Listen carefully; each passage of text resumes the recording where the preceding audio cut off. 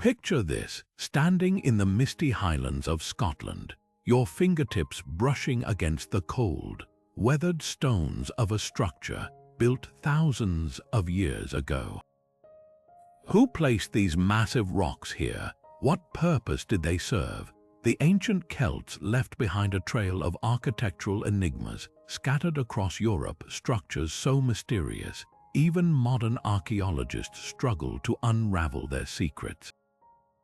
These weren't just random piles of stone, they were feats of engineering, steeped in symbolism and ritual, crafted by a civilization whose brilliance still echoes through time.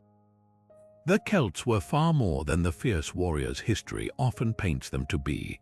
They were master builders, astronomers, and artists, leaving behind monuments that defy simple explanation. From the haunting stone circles of Ireland to the labyrinthine hill forts of France, their structures whisper of a deep connection to the land, the stars, and forces we can only begin to guess at. Some align perfectly with celestial events, while others seem designed to channel something unseen, perhaps energy, perhaps something even more profound. What's clear is that these weren't just functional spaces, they were sacred, imbued with meaning that's been lost to the ages.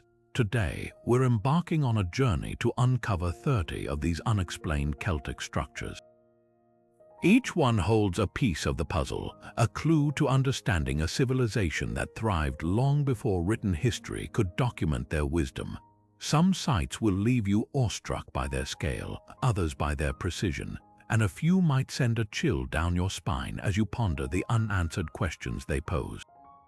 By the end of this exploration, you'll see these ancient wonders not just as ruins, but as portals into a world where myth and reality blur, where the Celts' legacy challenges everything we think we know about the past. So let's step into the mist together and begin unraveling these mysteries one stone at a time. Our first stop takes us to the windswept coast of Brittany, where the Carnac Stones stretch across the landscape like a giant's game of dominoes frozen in time. Imagine row after row of towering megaliths, some as tall as a two-story building standing in eerie precision for nearly 2 miles. With over 3,000 stones arranged in neat lines, this isn't just a collection of random rocks, it's one of the most baffling prehistoric monuments on Earth. What's even more astonishing is how little we truly understand about them. Archaeologists have puzzled over their purpose for centuries. Were they an ancient astronomical observatory, their alignments marking solstices or lunar cycles? Some stones seem to point to sunrise positions during key celestial events, hinting at a society deeply in tune with the cosmos. Others argue they were sacred spaces where rituals unfolded under the watchful gaze of the stones, perhaps even sites of healing or communion with ancestors. Then there's the theory that they served as territorial markers, a way for Celtic clans to assert dominance over the land. But why go to such extraordinary length? The mystery deepens when you consider the craftsmanship.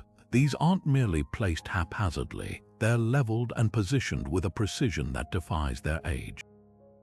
Without metal tools or written records, how did the Celts achieve such accuracy? Even today, moving stones of this size would require heavy machinery, yet they were erected over 5,000 years ago. Perhaps the most haunting question is this: why were they abandoned? Unlike other Celtic sites repurposed over time, the Carnac Stones seem to have been left untouched, as if whatever power they held was too profound or too dangerous to interfere with. Walking among them, you can't shake the feeling that they're keeping secrets, waiting for someone to finally unlock their story. From the standing stones of Carnac, we cross the sea to Ireland, where another marvel of Celtic ingenuity rises from the earth Newgrange. This massive passage tomb, older than both Stonehenge and the Great Pyramids of Giza, is a testament to a civilization whose understanding of the cosmos still leaves modern scholars speechless. Built over 5,000 years ago, Newgrange isn't just a burial site. It's a celestial timepiece, a sacred space where the living and the dead seem to commune under the watchful eye of the sun. Step inside the narrow stone passageway and you're walking into a carefully engineered wonder. The corridor leads to a central chamber, its walls adorned with intricate spiral carvings that twist like ancient riddles. But the true magic happens just once a year at dawn on the winter solstice. As the sun crests the horizon, a beam of light slips through a perfectly aligned opening above the entrance, a roof box designed with astonishing precision. For 17 minutes, golden light floods the inner chamber, illuminating carvings that lie in darkness the rest of the year. This isn't accidental. It's the result of meticulous planning by builders who track the sun's movements with uncanny accuracy. How did a society without written records or advanced tools achieve such a feat? The alignment isn't just close, it's exact, requiring knowledge of astronomy that rivals later civilizations. Some speculate the Celts inherited wisdom from even older cultures, while others believe they developed these skills independently through generations of observation. Either way, Newgrange forces us to rethink what primitive truly means. Then there are the questions we still can't answer. Why was this phenomenon so important to them? Was it a symbolic rebirth linking the solstice sun with the spirits of the dead, or a practical calendar marking the year's turning point for agricultural cycles? The tomb's artistry adds to the mystery. Those spirals found throughout the site mirror patterns seen in Celtic metalwork centuries later, suggesting a cultural memory spanning millennia. Even more intriguing is what lies beneath. Ground-penetrating radar has revealed hidden chambers and anomalies around Newgrange, hinting at a vast, unexplored complex. Were these spaces used for rituals we can't begin to imagine, or do they hold clues to the Celts' deeper beliefs about the afterlife? Walking out of that dark passage, you're left with one undeniable truth: Newgrange wasn't just built to house the dead.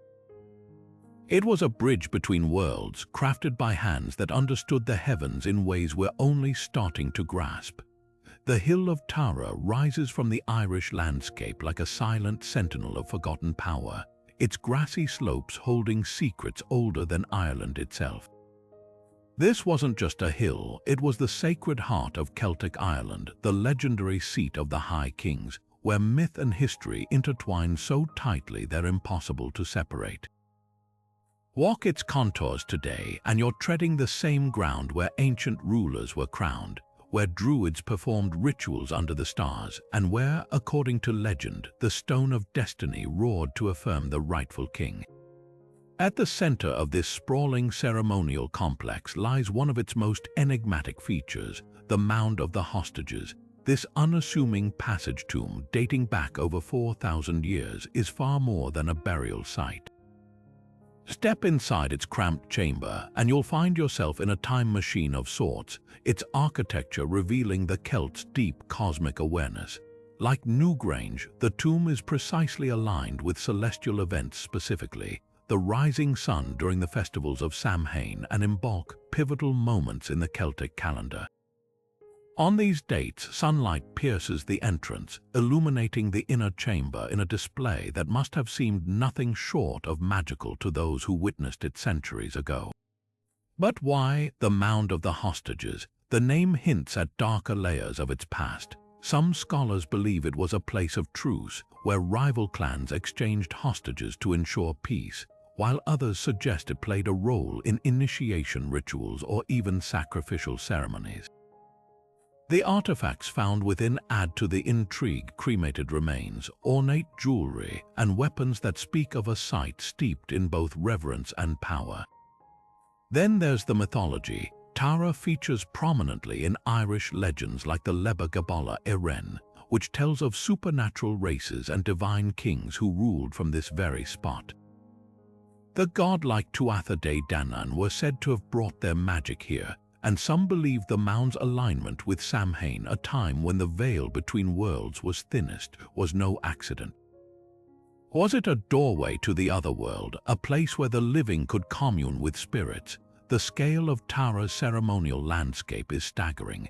From the Lia Fail, the phallic stone that allegedly crowned kings, to the sweeping wrath of the synods, every earthwork and mound seems deliberately placed, forming a vast sacred geometry.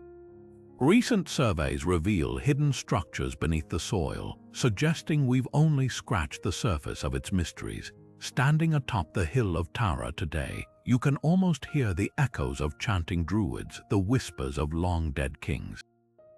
It's a place where archaeology and legend collide, leaving us with more questions than answers. Why did this spot hold such immense significance for millennia? What truths lie buried beneath its grassy surface, waiting for the right hand to uncover them? One thing is certain: Tara wasn't just a political center. It was a spiritual axis, a point where heaven and earth met, and its full story remains tantalizingly out of reach. Perched on the edge of a 300-foot cliff on Enigma, the largest of the Aran Islands, Dún Aonghasa isn't just a fortress, it's a jaw-dropping statement in stone. This semicircular stronghold, its back to the sheer drop into the Atlantic, feels less like a man-made structure and more like something carved by giants. The moment you approach its triple-walled defenses, you're hit by the sheer audacity of its construction. Dry stone walls built without mortar rise like natural extensions of the cliff itself, their jagged tiers defying gravity and time. What's striking isn't just the scale, though the outer wall alone spans over 400 meters, but the precision. Each stone was hand-placed, interlocking so tightly that these walls have withstood Atlantic storms for over 3,000 years. The innermost enclosure, a nerve-wracking ledge just feet from the cliff's edge, offers a heart-stopping view of waves crashing far below. Was this designed to intimidate invaders, or was there something more profound at work? Archaeologists are divided. Some argue Dún Aonghasa was a near-impregnable stronghold, its cliffside location and concentric walls forming a lethal kill zone for any attackers brave enough to scale them.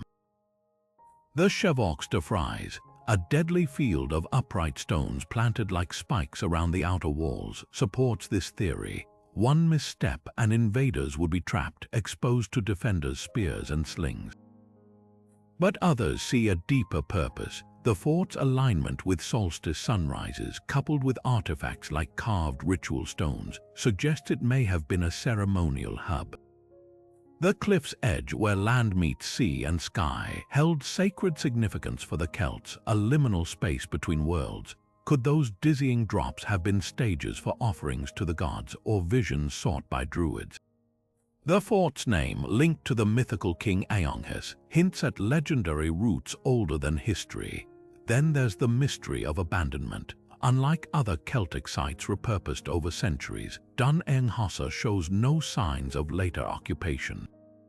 Was it too sacred, too feared? Walking its walls today, buffeted by salt winds, you feel the weight of its silence.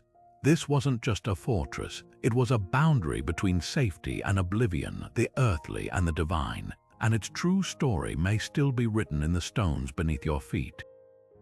Carved into the rolling hills of Oxfordshire, the Uffington White Horse stares defiantly across the English countryside, a spectral figure etched so deeply into the chalk that it has survived for over 3,000 years. This isn't just a simple drawing, it's an enigma in motion, its elongated body and abstract form stretching 360 feet across the hillside. From the ground, the horse's lines seem distorted, almost alien, but from the air, the illusion snaps into focus. A creature caught mid-gallop, its slender legs eternally suspended in stride. The first mystery lies in its very identity. Is it even a horse at all? Some scholars argue the figure's serpentine neck and predatory stance suggest a dragon, perhaps tied to the legend of St. George's slaying of the beast nearby. Others point to its resemblance to Celtic horse goddess Epona, worshipped across ancient Europe as a protector of steeds and travelers. Coins from the Celtic Dobony tribe found in the region depict similar stylized horses, hinting at a sacred connection. Could this be a tribute to Epona, a symbol of sovereignty and the otherworld, or a territorial marker for a tribe asserting dominance? Then there's the question of preservation. Unlike later hill figures that fade without maintenance, the Uffington horse has endured since the Bronze Age. Every few decades, communities gather to scour the horse, replenishing the chalk by digging trenches and packing them with fresh crushed stone. This tradition, passed down through generations, suggests the figure held, and still holds a significance beyond art. Was it a ritual site where ceremonies ensured fertility or victory?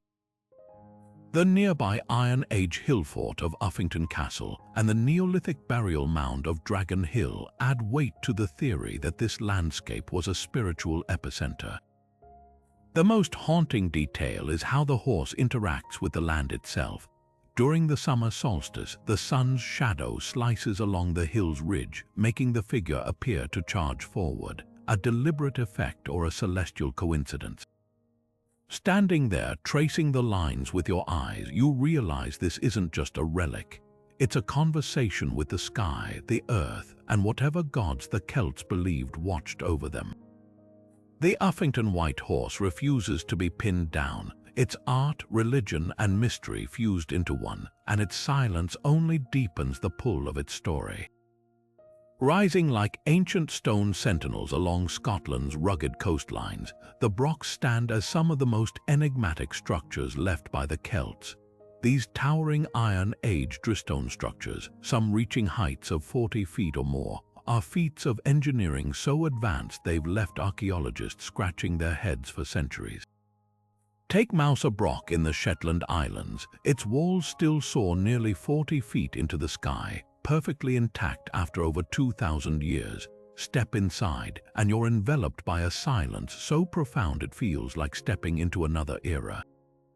What makes these structures so extraordinary isn't just their durability, though surviving Scotland's relentless winds and rain for millennia is impressive enough, but their ingenious design.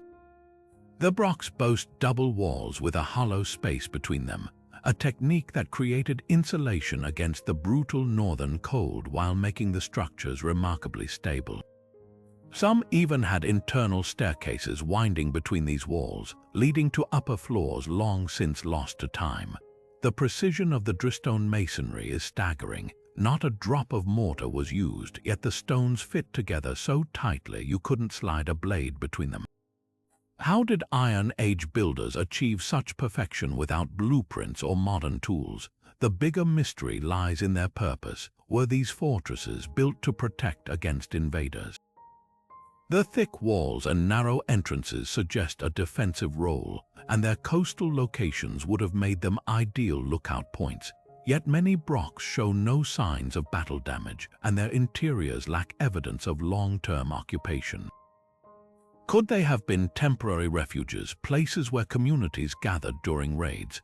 Others argue they were elite residences, the Iron Age equivalent of castles, symbols of power meant to all local populations.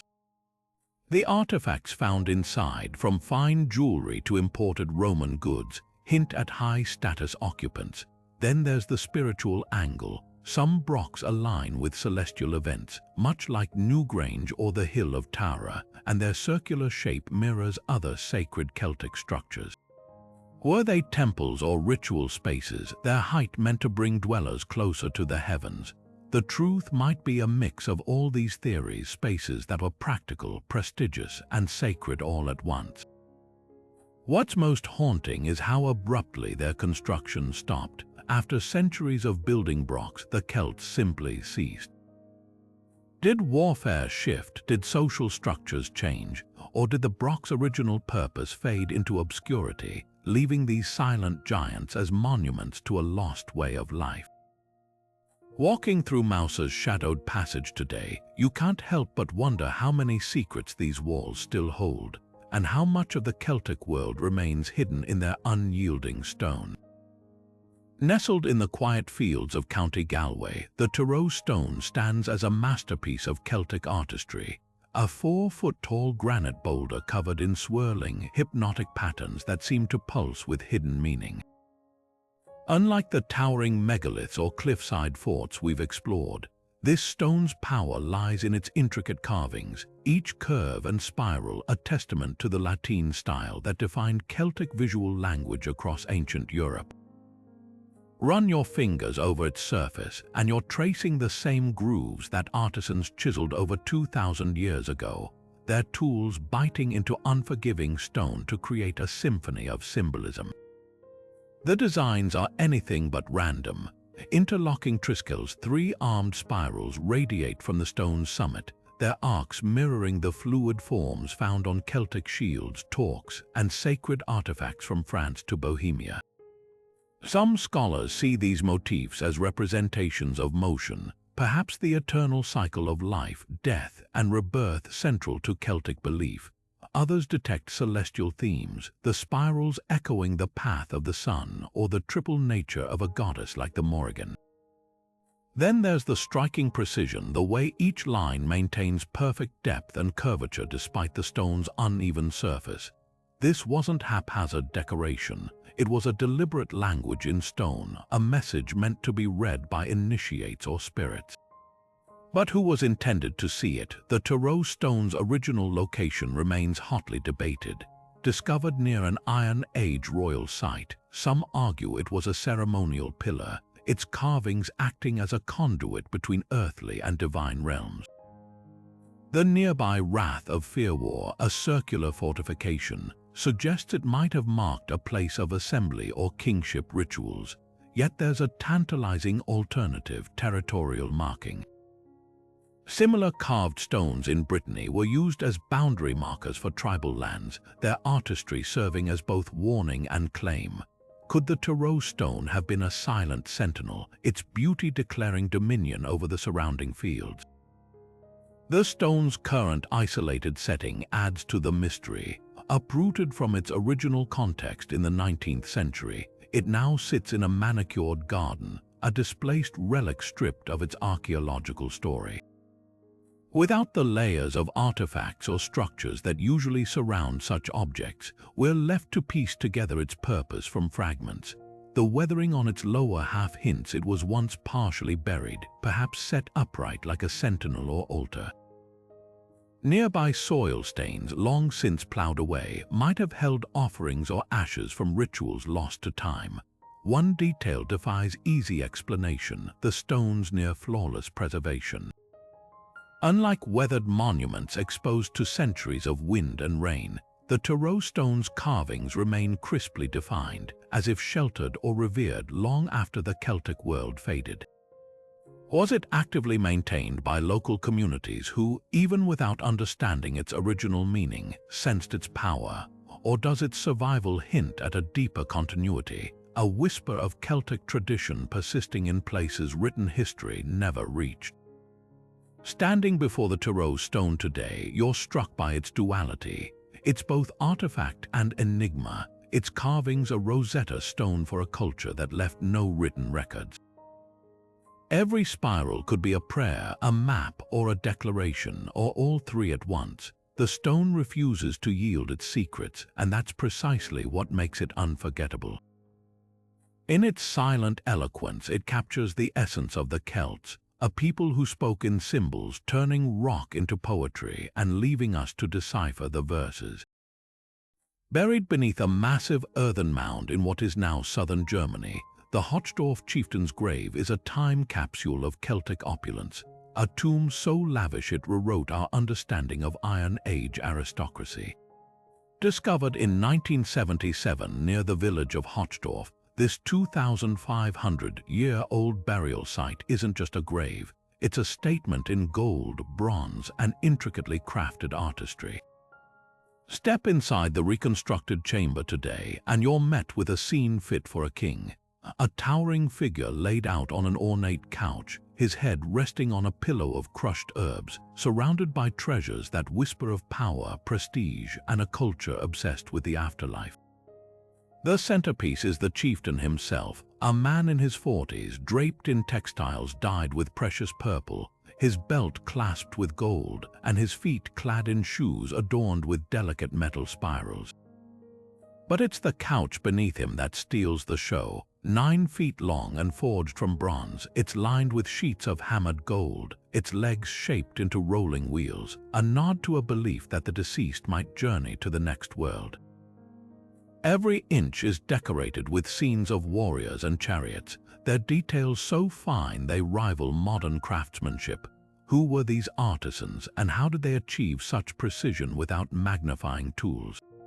The couch alone suggests a society with specialized labor, trade networks for rare materials, and a reverence for the dead that bordered on the extravagant. Then there's the drinking horn, not just one but 9, each crafted from actual aurochs horns, their tips capped with gold, their capacity holding up to 2.5 gallons of mead or wine. They hang from hooks on a massive bronze cauldron, itself decorated with 3 golden lions, their manes meticulously textured. This wasn't just a burial, it was a banquet frozen in time, a send-off meant to equip the chieftain for feasting in the otherworld. The message is clear: status didn't end with death, yet for all its wealth, the grave raises as many questions as it answers. Why was this man buried alone, unlike other Celtic elite graves that include sacrificed servants or horses? The absence of weaponry is equally puzzling. No sword, no shield, just a single iron knife. Was he a diplomat, a priest-king, or something else entirely? The plants lining his burial chamber add another layer: meadowsweet, yarrow, and mugwort, all herbs with known ritual significance. Were they offerings, antiseptics, or part of a ceremony we can only guess at? Perhaps the most haunting gap in our knowledge is the mound itself. The original timber chamber, sealed under layers of earth and stone, was airtight, a deliberate act of preservation that kept organic materials like cloth and leather intact for millennia. This level of care implies a sophisticated understanding of decay, yet we've found no written records or oral traditions explaining why such effort was made. Was it fear of the dead, respect, or something more mystical? The Hochdorf chieftain's grave forces us to confront how little we truly know about Celtic funerary rites. Other contemporary graves across Europe show wildly different practices, some with chariots, others with severed heads, suggesting a patchwork of beliefs rather than a unified tradition. But here, in this German hillside, one man's send-off transcends time, daring us to imagine the world he ruled and the afterlife he was promised. The gold may gleam, the bronze may shine, but the silence of his story remains deafening. Rising from the fertile plains of central Germany, the Glauberg Oppidum isn't just another fortified Celtic settlement. It's a puzzle wrapped in earthworks and crowned by one of the most mystifying sculptures ever unearthed from the Iron Age. Picture this: a sprawling complex of ramparts and ditches encircling a plateau, its defensive walls once standing as a bold declaration of power. But it's what was found inside that rewrote Celtic history: an exquisitely carved sandstone statue known as the Glauberg warrior, his enigmatic gaze locked in perpetual silence, his headdress a swirling masterpiece of symbolism. The warrior himself is a study in contradictions. Life-sized and eerily lifelike, he stands rigid yet dynamic, his almond-shaped eyes and faint smile hinting at a secret knowledge. Clad in armor and gripping a shield, he's every inch a fighter, but it's the crescent-shaped headdress that sets him apart. Unlike any other Celtic artifact, this ornate crest arcs over his head like a pair of stylized wings or a lunar halo, its surface etched with intricate patterns reminiscent of vines or sacred knots. Some scholars argue it represents mistletoe, a plant sacred to Druids, while others see solar or lunar imagery connecting the warrior to celestial deities. Then there's the haunting possibility that the headdress isn't decorative at all. It could be a ritual object, perhaps even a crown of sovereignty, marking this figure as a king or divine intermediary. But the Glauberg's mysteries don't end with the statue. The site itself is a marvel of strategic planning. The Oppidum, a type of fortified settlement common in late Iron Age Europe, boasts a sophisticated layout, concentric ditches, a processional way leading to a central mound, and an alignment with the sunrise during Beltane, a major Celtic festival. This wasn't just a fortress, it was a ceremonial landscape, a place where politics and spirituality intertwined. Artifacts found here, gold jewelry, imported glass, and finely crafted weapons, speak of a thriving trade network and elite occupation. Yet, unlike other oppida, the Glorberg shows little evidence of violent conflict. Was it a neutral meeting ground for tribes, a sacred capital, or both? The most tantalizing clue lies just beyond the statue's feet. Excavations revealed a nearby grave, its occupant buried with a near-identical headdress and a trove of grave goods. Was this the warrior's real-life counterpart, a leader so revered his likeness was immortalized in stone? Or was the statue a guardian watching over the dead in a tradition we've yet to fully grasp? The headdress's duality, both martial and mystical, mirrors the Celt's own worldview, where boundaries between the earthly and the divine blurred. Today, standing before the reconstructed warrior in the Glorberg Museum, you're struck by how little we truly know. The oppidum's abandonment around 2,000 years ago adds another layer of intrigue. Was it climate change, Roman pressure, or a shift in power that emptied its walls?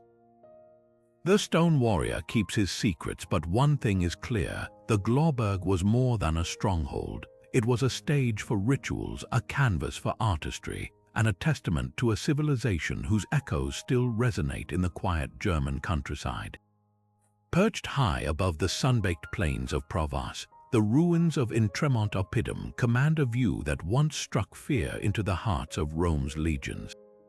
This wasn't just a fortified city, it was a place where the Celts displayed their most visceral traditions in stone. Among the crumbling walls and foundations, archaeologists uncovered something chilling: rows of carved stone pillars, each bearing the likeness of human heads with hollow eyes and slack jaws.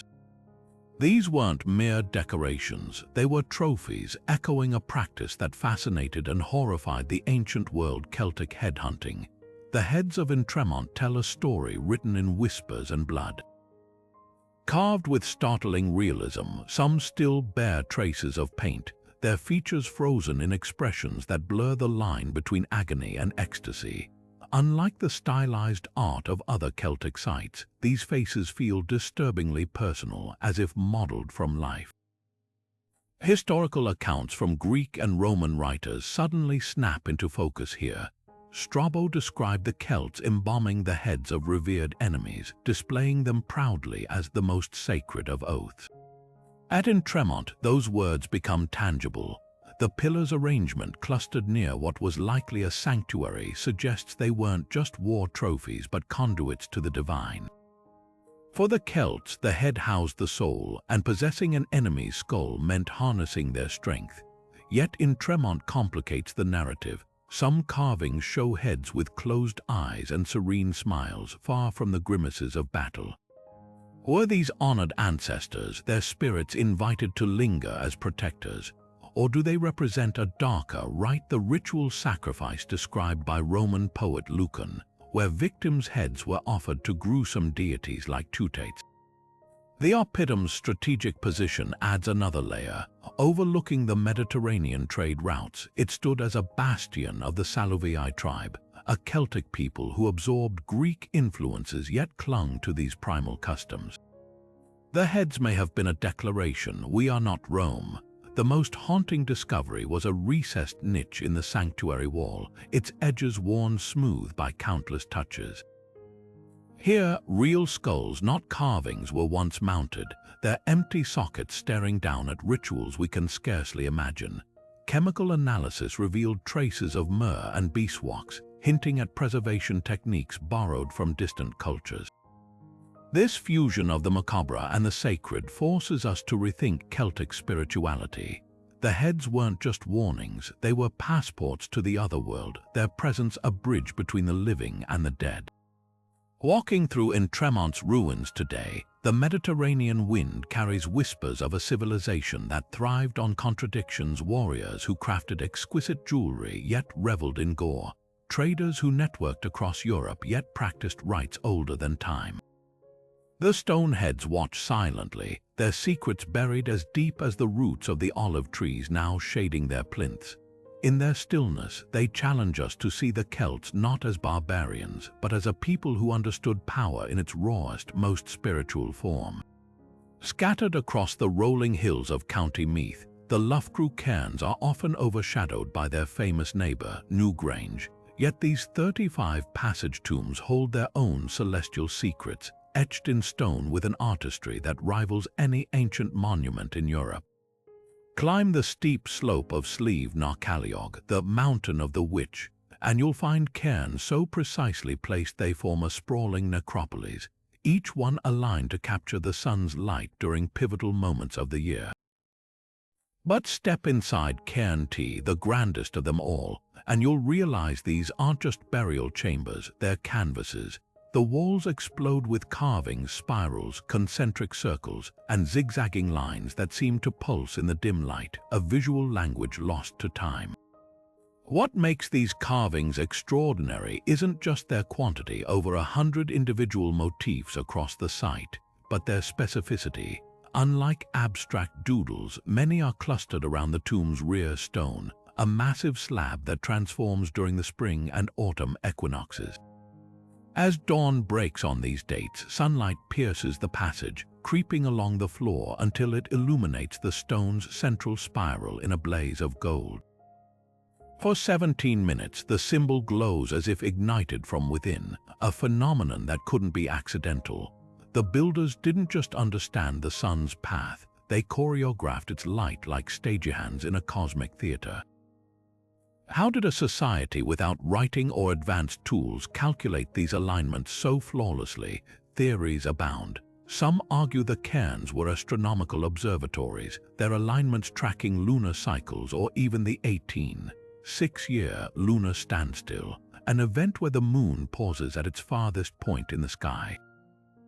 Others see them as ritual spaces where Druids, the Celts' priestly class, conducted ceremonies tied to agricultural cycles or ancestral veneration.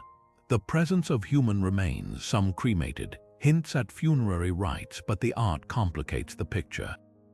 Many carvings resemble those found at distant Celtic sites like Anglesey and Brittany, suggesting a shared symbolic lexicon. Were these designs maps of the other world? Prayers in stone, or perhaps a kind of signature marking the work of a traveling guild of artisans. Then there's the mountain itself. Local lore claims Slieve na Callioag was the work of a witch who dropped stones from her apron as she leaped across the land. Science offers a different origin. The cairns were built around 3200 BC, likely by Neolithic farmers who hauled thousands of tons of stone to the summit. Yet the Celts, arriving millennia later, adopted and adapted these sites, layering their own beliefs onto the older structures. The Druids, keepers of oral tradition, may have inherited fragments of the builders' knowledge, blending it with their evolving cosmology. The most haunting question lingers in the silence of the tombs. Why here? Loughcrew's elevation makes it visible for miles, a sentinel over the plains below. From its summit, the horizon stretches uninterrupted, perfect for tracking celestial movements, but the effort hauling stones uphill, carving with stone or antler tools, speaks of a purpose beyond practicality. Perhaps the height brought them closer to the gods, or maybe, like the witch of legend, they sought to leave marks that would outlast memory itself. Today, tracing your fingers over those ancient spirals, you're touching more than rock. You're brushing against a mindset that saw no separation between earth and sky, between the living and the dead. The Loughcrew cairns don't just capture sunlight, they trap time, holding a dialogue with the cosmos that began 5,000 years ago and still stubbornly refuses to end. Burned black by centuries of fire, yet gleaming with the ghost of its former grandeur, the Capel Garman fire dog emerges from the Welsh soil as a paradox, both a practical tool and a masterpiece of Celtic metalwork. Discovered near a prehistoric burial mound in 1852, this pair of ornate iron posts, each nearly 3 feet tall, defies simple classification. At first glance, their curved tops and scrolling terminals resemble the fire dogs used in medieval hearths to support roasting spits. But look closer and you'll see something extraordinary. The metal ripples with intricate spirals and interlocking patterns, motifs so precise they could have been etched by a jeweler rather than forged by a blacksmith's hammer. The craftsmanship is staggering. using a technique called repoussé. Hammering designs from the reverse side, Celtic artisans transformed rigid iron into fluid art. The spirals mirror those found on torque necklaces and shield bosses across Europe, suggesting a shared visual language among Iron Age metalworkers. But here's the mystery: why lavish such skill on an object destined to be licked by flames? Some scholars argue these fire dogs were functional, their artistry meant to honor the hearth's sacred role in Celtic life. Fire wasn't just for cooking, it was a conduit to the gods, a symbol of hospitality and kinship. A chieftain's hall with these pieces flanking the fire pit would have stunned guests, their flickering light animating the metal's designs like living creatures. Yet others see a darker purpose. The Capel garment pair was found near human remains, leading to theories they were funerary offerings, a wealthy leader's status symbols buried to proclaim his power even in death. The iron itself holds clues. Unlike utilitarian fire dogs, these show little weathering from heat, raising questions about whether they were ever used. Could they have been ceremonial objects displayed during feasts or rituals before being retired to the grave? The most tantalizing detail lies in their asymmetrical decoration. One fire dog bears more elaborate patterns than the other, a detail that mirrors Celtic dualistic beliefs: light and dark, life and death. Perhaps they weren't mere tools but guardians, their spirals acting as talismans to ward off evil spirits or channel divine energy into the hearth's flames. What's undeniable is the skill they represent.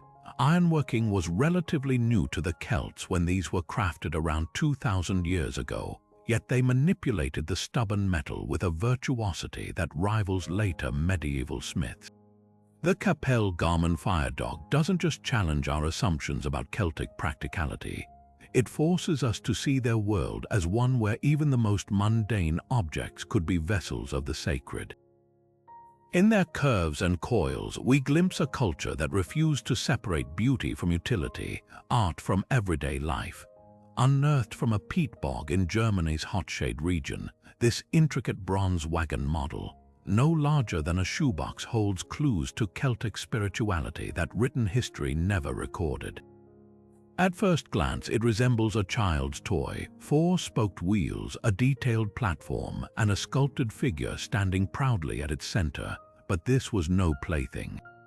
Crafted with astonishing precision around 2,300 years ago, every curve and hinge of this miniature chariot whispers of sacred processions, where the divine and mortal worlds collided in a spectacle of smoke, song, and sacrifice.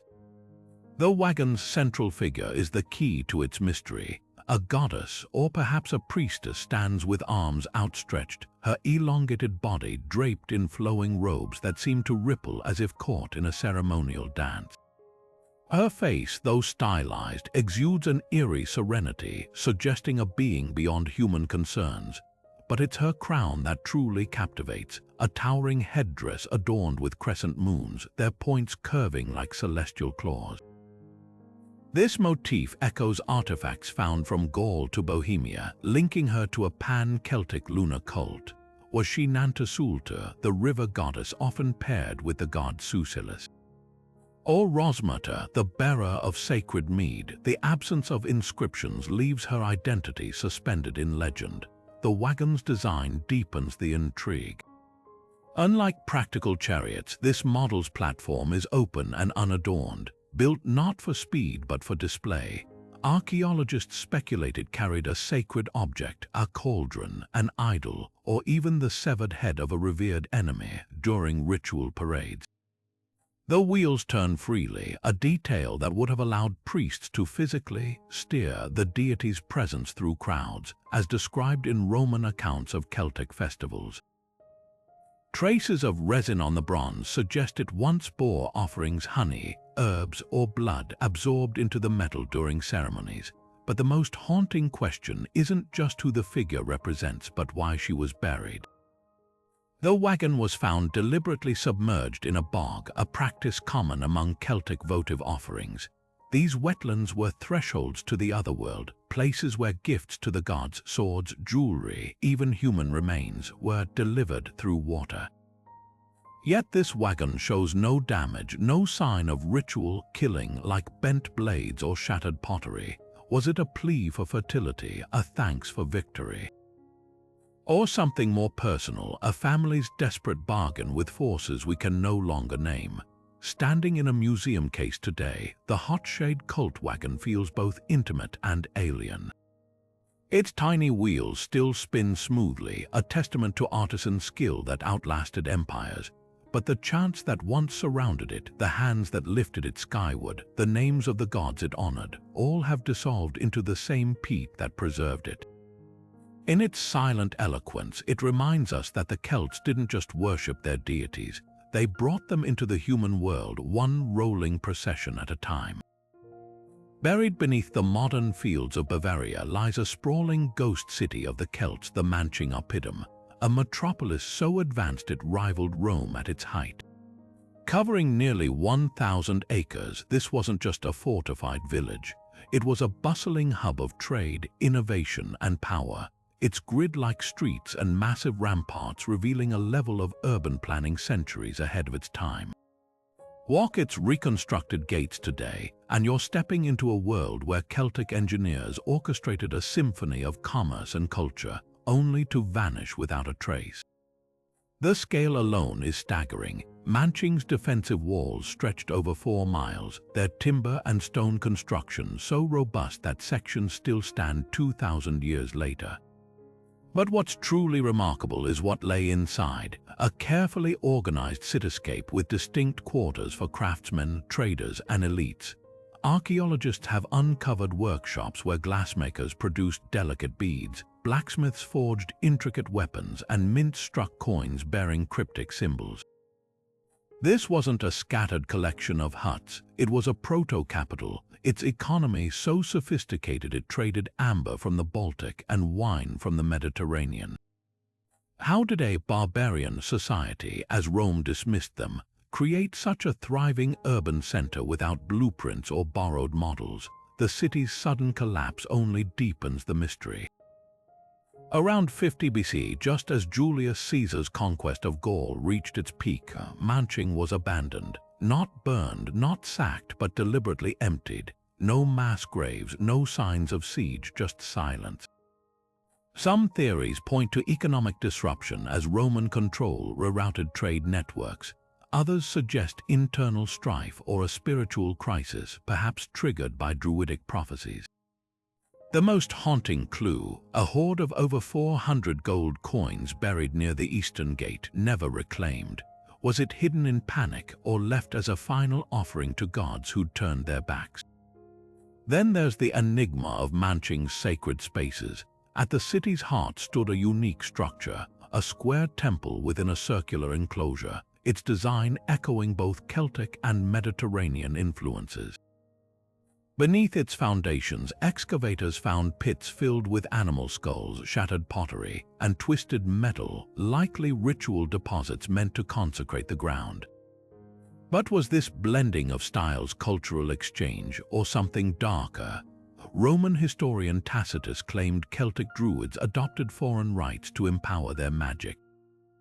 Could Manching's temple have been a last-ditch attempt to harness new gods against an encroaching threat? The Oppidum's legacy lingers in the soil. Recent excavations revealed a network of underground water channels, their wooden pipes so precisely engineered they rival Roman aqueducts. Even more baffling are the ghost roads, invisible pathways detectable only through aerial photography, where the grass grows slightly differently, tracing routes used by thousands of Celtic feet. These weren't just pragmatic people, they were visionaries who shaped the land with a foresight we're still unraveling. Standing in Manching's shadow today, you're left with a profound question: what if Rome hadn't written the narrative? This was a civilization capable of cities, science, and art, erased not by failure but by historical amnesia. The stones whisper of a world where Celts didn't just resist empire, they built alternatives to it, and their silence now speaks louder than any conqueror's boast. Hidden in the quiet French countryside near the Somme River, the Ribemont-sur-Ancre sanctuary doesn't just challenge our understanding of Celtic rituals, it shatters it. Here, the earth has yielded a grim tableau. Thousands of human bones meticulously arranged in pits, their silent presence whispering of a practice both brutal and reverent. Step into this space and you're confronted with the remains of warriors, men in their prime, their skulls and limb bones stacked like macabre architecture. Some show signs of violent death, sword cuts cleaving through bone, while others bear the marks of deliberate dismemberment. This wasn't a battlefield hastily covered. It was a sacred site where death became ceremony. What sets Rybemont apart is the sheer intentionality behind the display. Unlike haphazard mass graves, these bones were sorted, skulls grouped together, femurs aligned in rows, as if following a ritual blueprint. Some theories suggest these were trophies of war, a Celtic version of victory monuments. Julius Caesar himself wrote of the Gauls' habit of preserving enemy heads as tokens of glory, and Rybemont's pits could be that tradition writ large. But there's a twist. Many of the bones show no signs of combat trauma, their clean, purposeful arrangement hinting at something more nuanced than mere conquest. Were these honored ancestors, their remains curated to bridge the gap between the living and the dead? The sanctuary's layout deepens the mystery. At the center stood a wooden structure, possibly a temple, surrounded by ditches filled with weapons, shattered swords, bent shields, spearheads ritually killed to render them useless. This wasn't just a place of death, it was an armory of the vanquished, a symbolic disarmament echoing Celtic beliefs that objects like people held spirits. The bones, then, might not just commemorate victory but serve as a warning or a spiritual barrier. Imagine it, a sacred perimeter where the bones of the dead stood guard, their presence both a tribute and a ward against enemies. Then there's the question of sacrifice. Some skulls bear precise holes, evidence of post-mortem processing perhaps to extract the brain, a practice linked to divination or offerings to deities like Tutates, the god of war and tribal unity. The Celts believed the head housed the soul, and manipulating these remains could have been a way to harness power or communicate with the other world. Yet the absence of women and children complicates the narrative. This was a space dominated by male warriors, suggesting rituals tied to initiation, battle covenants, or rites of passage. The most haunting clue lies in the bones' preservation. Unlike typical burials, these remains weren't left to decay naturally. They were defleshed, scraped clean, and sometimes even painted with ochre, a detail that blurs the line between veneration and violence. Were these warriors transformed into relics, their physical forms sanctified to serve the living community? Or does Rybemont capture a moment of crisis, a desperate plea to the gods through the ultimate offering? Walking the site today, you're left with a chilling realization. For the Celts, death wasn't an end but a dialogue. The bones of Rybemont Sir Anchor aren't just remnants, they're participants in a conversation we're still struggling to hear. In their silent eloquence, they force us to confront a spirituality where honor, fear, and reverence intertwined, a world where the dead were never truly gone, but woven into the fabric of the sacred. Deep in Germany's Rhineland, the Waldeldesheim chariot burial stands as a glittering farewell to a vanishing world. Unearthed in 1869 near a quiet village, this grave wasn't just a resting place. It was a crescendo of Celtic opulence, a final defiant display of wealth before Rome's shadow fell across Europe. Picture the scene, a wooden chamber buried beneath a mound, its occupant laid upon a ceremonial chariot, surrounded by treasures that still take your breath away centuries later. Golden torques, intricately woven with laurel leaf designs, coiled around the deceased's neck. Arm rings adorned with delicate filigree rested near skeletal wrists, and a bronze cauldron, large enough to feast from, sat as if waiting for a banquet in the afterlife. But it's the artifacts that tell the most tantalizing story. The crown jewel is a gold-plated phallera, a decorative horse harness piece emblazoned with a face so stylized it seems to blur the line between human and deity. The craftsmanship is unmistakably Latin, the Celtic artistic style that swept Europe, yet the imagery hints at something deeper. The face's swirling hair mimics vines, suggesting a connection to nature spirits or perhaps Cernunnos, the horned god of the wild. Nearby lay a flagon, its handle shaped like a mythical creature, part lion, part serpent, a hybrid guardian meant to guide the dead. These weren't just grave goods, they were passports to the otherworld, each symbol a whispered plea or promise to unseen powers. Who was buried here? The bones, long since crumbled to dust, leave no clues, but the treasures scream nobility. The sheer weight of gold, over 5 pounds in talks alone, points to a ruler or chieftain, someone who commanded not just land but loyalty. The chariot itself, disassembled but carefully placed, suggests a warrior's status, yet the absence of weapons is telling. Instead of swords, there are mirrors and combs, items linked to grooming and ritual. Could this have been a priest-king, a figure who wielded spiritual authority as much as military might? Or perhaps a matriarch, her power etched in the delicate curves of her jewelry? The grave's proximity to trade routes hints at connections stretching from the Mediterranean to the North Sea, a life woven into the fabric of a vast, interconnected Celtic world. Then comes the haunting question: why did burials like this vanish? Dún Aonghasa dates to the 4th century BCE, a peak of Celtic cultural confidence.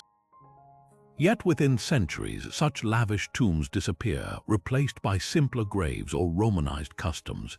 The answer may lie in the very artifacts that dazzle us. Rome's expansion didn't just bring armies, it brought economic upheaval. Gold once flowed freely through Celtic trade networks, but as Roman control tightened, access to luxury goods dwindled. The elites who once displayed their status in death may have found new ways to assert power, or lost it altogether. There's another, darker possibility. Roman historians like Livy described Celtic leaders bribing their way into alliances or melting down treasures to pay mercenaries. Could Dún Aonghasa mark the end of an era when splendor was buried rather than surrendered? The chariot's dismantling feels symbolic, a tradition taken apart piece by piece, like the culture it represented. Standing before these treasures in a museum today, you're struck by their loneliness. They were meant to accompany one soul, but they ended up eulogizing an entire world.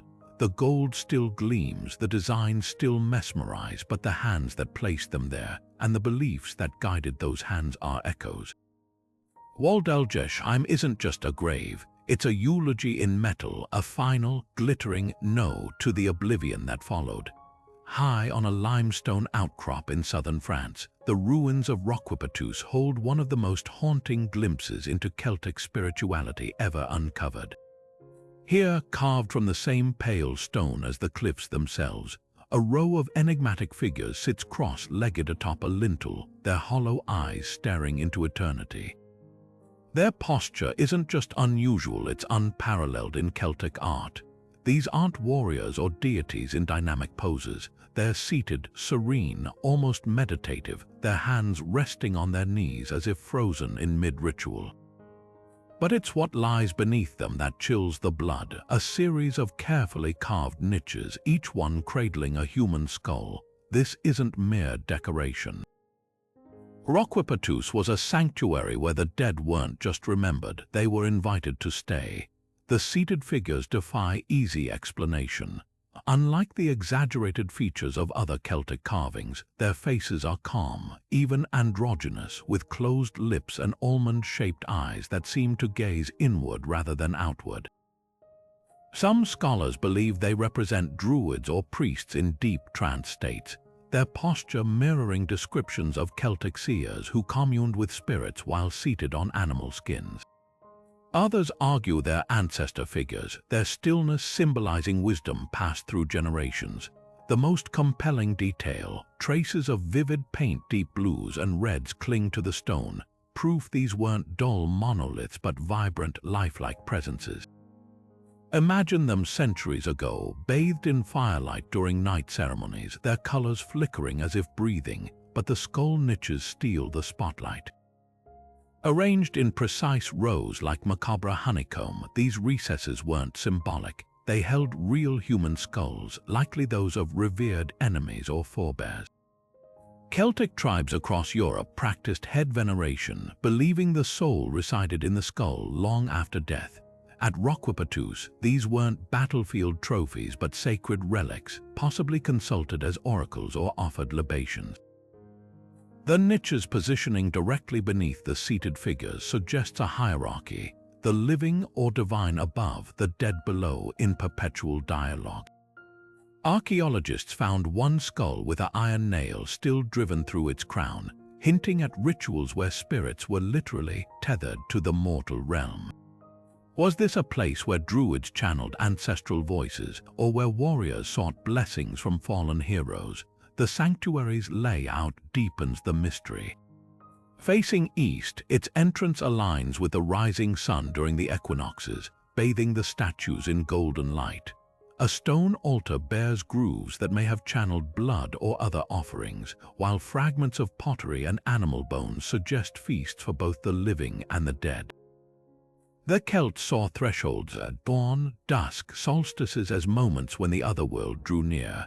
Roquepatus seems designed to harness these liminal moments, its very stones acting as a conduit between worlds. Perhaps most startling is how Roquepatus met its end. Around the 2nd century BCE, the sanctuary was deliberately destroyed, not by invaders but by its own people. The statues were smashed, the skulls removed, the walls toppled.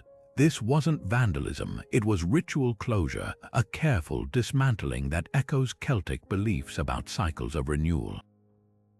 The sanctuary's power may have been seen as too potent to leave intact, or its deities deemed to have moved on.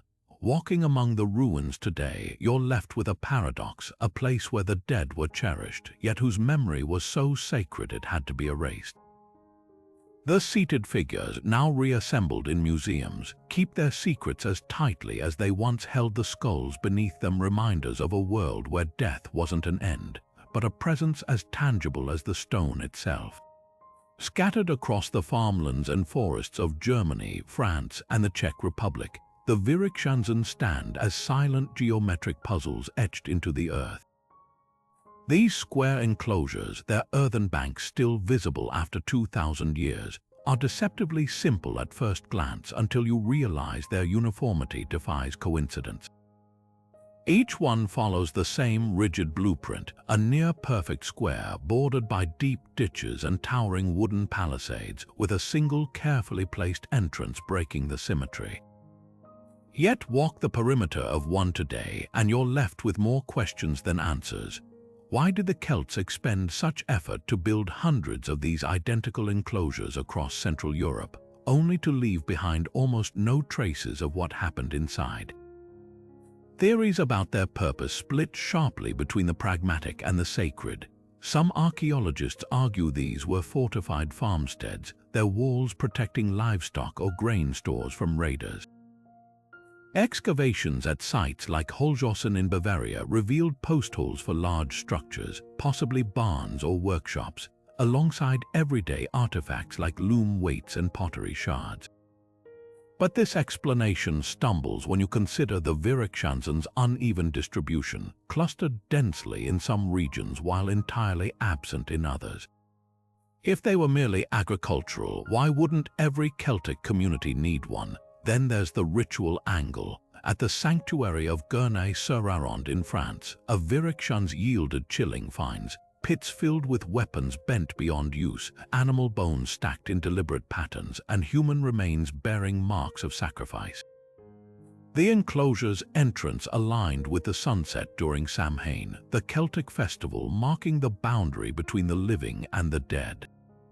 Could these squares have been templum spaces, ritual arenas where druids conducted ceremonies shielded from prying eyes? The lack of domestic debris at sites like Mszke Jarowice in the Czech Republic supports this, with nothing left behind but charcoal from massive fires and the occasional shattered cauldron. The most compelling evidence might lie in their very geometry. The Celts revered the number 4, seeing it as a symbol of cosmic order, the 4 seasons, the 4 directions, the 4 elements. Building perfect squares may have been an act of mirroring the universe's structure, creating microcosms where human and divine could intersect. Some enclosures even show evidence of astrological alignment, their corners pointing to solstice sunrises or lunar standstills. Yet the mystery deepens with their abandonment. By the 1st century BCE, most Virukshunzen were left to crumble, their ditches filling silently. Was this due to Roman influence disrupting Celtic traditions, or did the enclosure's purpose, whatever it was, become obsolete? The earthwork at Fellbach offers a clue. Its central pit held a carved wooden idol, deliberately broken before burial.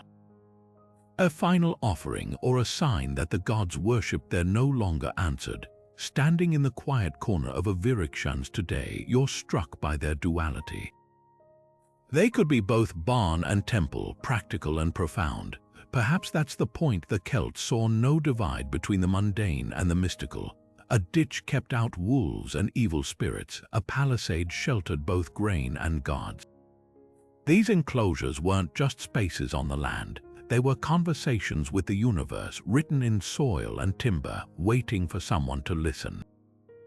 The Siege of Alesia stands as one of history's most staggering military feats, a battle where Julius Caesar didn't just confront the Celts but outbuilt them, encircling their fortress with walls so vast they reshaped the landscape itself. Today, walking the quiet fields of modern-day Alise-Saint-Rémy in France, it's hard to grasp the scale of what unfolded here over 2,000 years ago. Caesar's engineers constructed not one, but 2 concentric rings of fortifications, an outer wall stretching 10 miles to repel Gallic reinforcements, and an inner wall, bristling with towers and traps, to starve Vercingetorix's warriors into submission. The logistics defy belief: 6-foot-deep trenches, sharpened stakes hidden in pits, and wooden watchtowers erected every 130 feet, all built in weeks by 50,000 Roman soldiers. But here's the twist: the Celts' own defenses were just as ingenious, and their disappearance from history only deepens the mystery. Vercingetorix, the charismatic Gallic chieftain, didn't just retreat to Alesia blindly. The site was a natural fortress, a plateau rising abruptly from the surrounding plains, its slopes already fortified by Celtic earthworks before the Romans arrived. Ancient sources describe walls reinforced with timber and stone, terraced to repel assaults, and towers positioned to rain spears and sling stones on attackers. Yet what's remarkable isn't just their construction, it's their adaptability. When Caesar's siege cut off water supplies, the Celts dug hidden wells. When food ran low, they expelled non-combatants to conserve rations.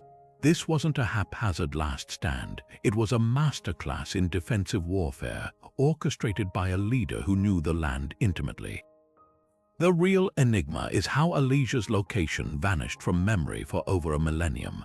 Medieval scholars scoured Caesar's own writings, the Commentarii de Bello Gallico, for clues, but the landscape had changed, rivers shifted, forests grew, and local names evolved.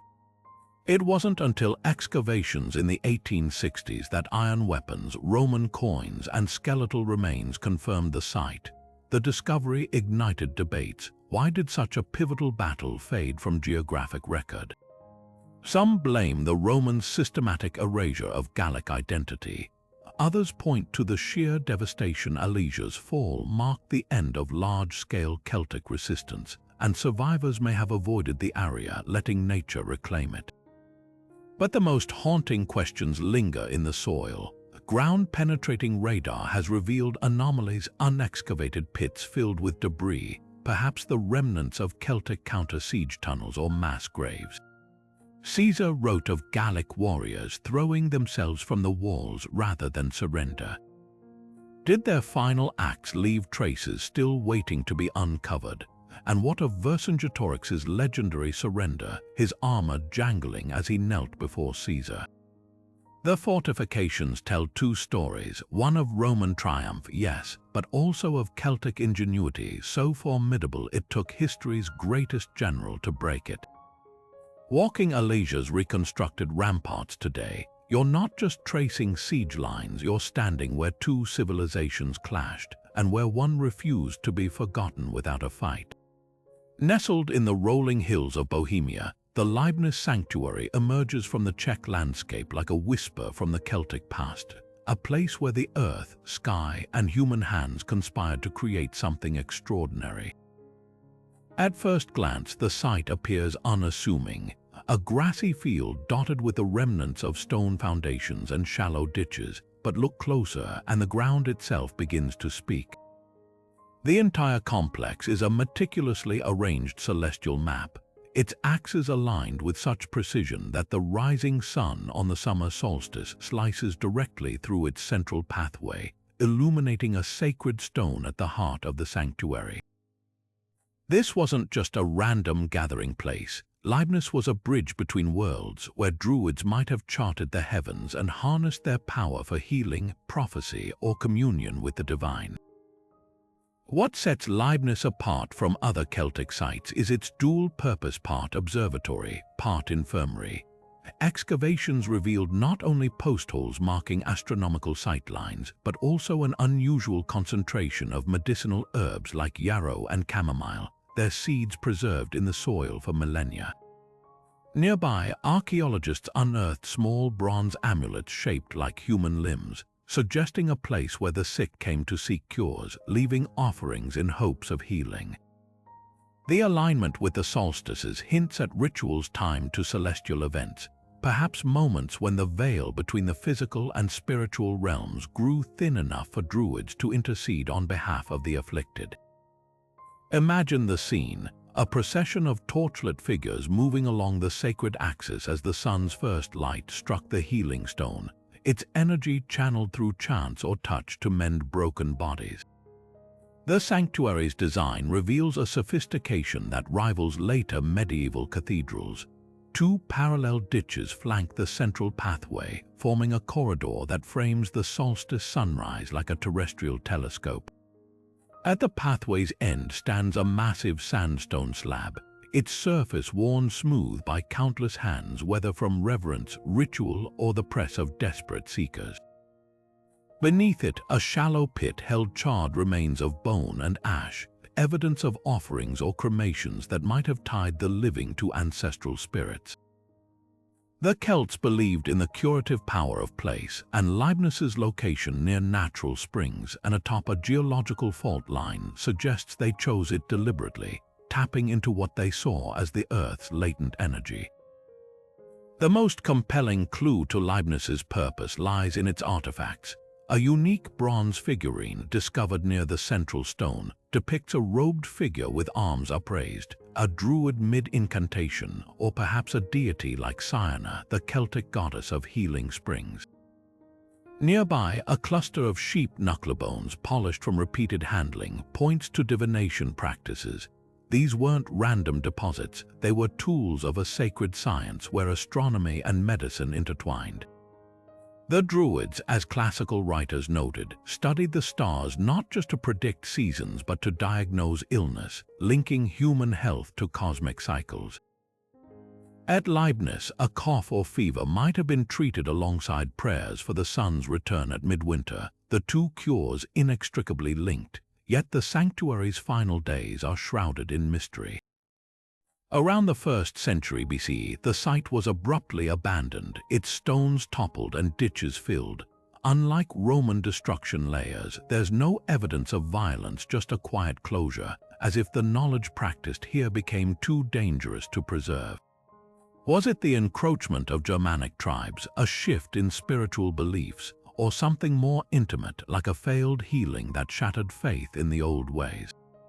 The silence is deafening. Today, standing in Leibniz's grassy embrace, you can almost hear the echo of chants carried away by the wind, the secrets of solstice light and sacred herbs fading into the earth, a testament to a time when healing meant more than medicine, and the sky itself was a page in a Druid's holy text. Unearthed from a burial mound in Austria's Styrian hills, the Stretweg cult wagon is a masterpiece that blurs the line between art and sacrament. At first glance, this 7-inch bronze relic seems delicate, almost toy-like, with its spoked wheels and miniature platform. But look closer, and the scene atop it erupts into life, a procession of figures frozen mid-ritual, their forms pulsing with symbolism. Central to the tableau stands a towering female figure, her elongated limbs outstretched as if channeling divine energy. Flanking her are warriors, their shields raised, while smaller attendants clutch vessels or gesture in reverence. Every detail, from the horse's arched necks to the rhythmic spacing of the figures, feels choreographed, a snapshot of a ceremony meant to bridge the earthly and the eternal. The woman's identity sparks fierce debate. Her size alone suggests supremacy, but it's the pair of antlers she cradles that crackles with meaning. Some scholars see her as a fertility goddess akin to Celtic deities like Epona or the horned Cernunnos, her antlers symbolizing the life-giving union of human and wild. Others argue she's a priestess embodying the goddess during rites, her raised arms invoking blessings for crops or childbirth. The antlers could even represent a sacrificial offering, their branches mirroring the tree of life motifs found in later Celtic art. The warrior's presence complicates the narrative. Are they protectors of the sacred or participants in a ritual drama where battle and fertility intertwine? The wagon's function is equally layered. Unlike practical chariots, its open platform and lightweight construction hint at ceremonial use, perhaps parading through settlements during festivals like Beltane when the Celts celebrated renewal. The wheels turn freely, a feature seen in other cult wagons, suggesting it wasn't static but actively employed in processions. Imagine it rolling through a torchlit crowd, the figures seeming to move as flames flickered across the bronze, their shadows animating the ritual.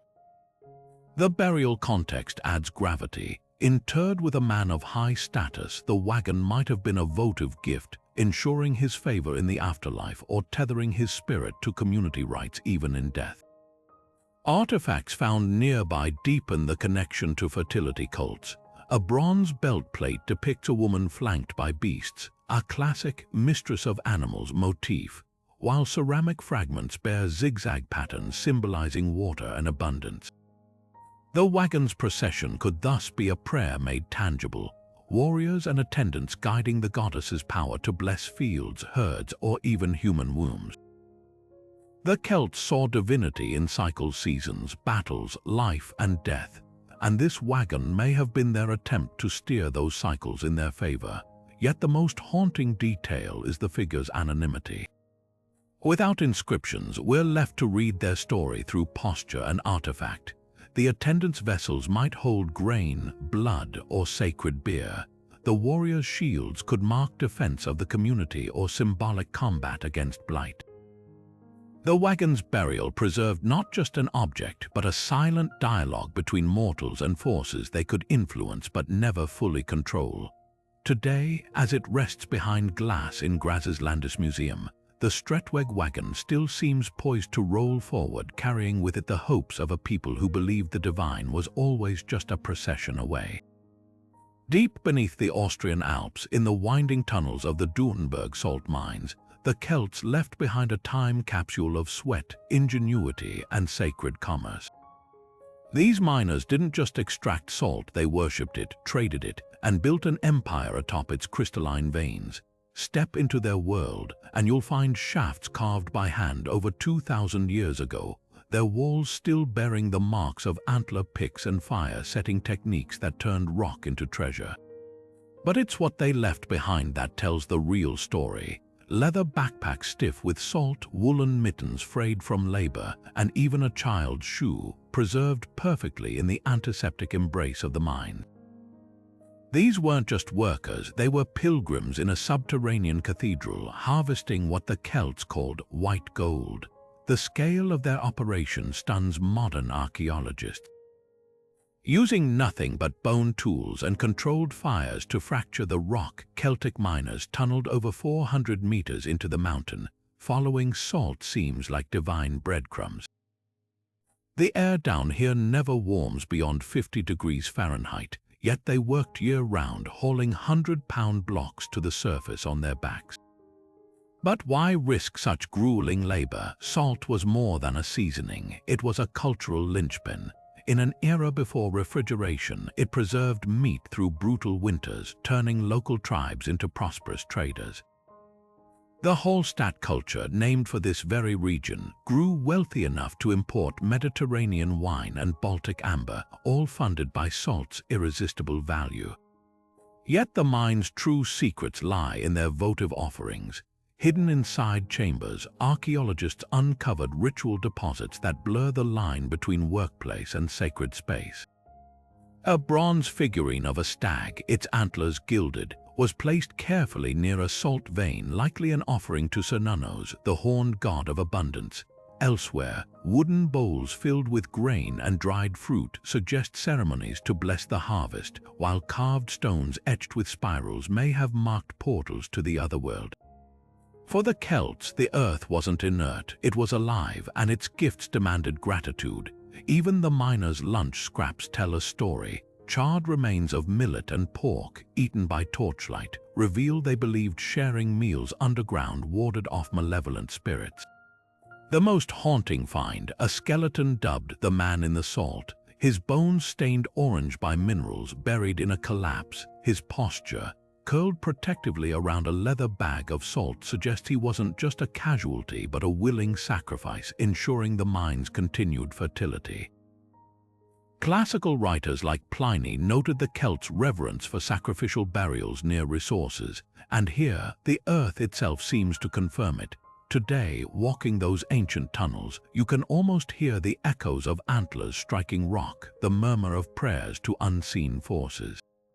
The Durenberg mines weren't just an industry, they were a covenant between humans and the earth, where every block of salt carried the weight of survival, spirituality, and the silent agreements that built a civilization. Perched above the Danube River in southern Germany, the Huhnberg hill fort shatters every stereotype of Celtic architecture. This wasn't just another timber and earth stronghold. It was a bustling cosmopolitan hub with a skyline that wouldn't have looked out of place in ancient Greece. Around 600 BC, something extraordinary happened here. Celtic builders abandoned traditional wooden palisades and erected towering mud brick walls, their surface gleaming with white plaster in a style straight out of the Mediterranean.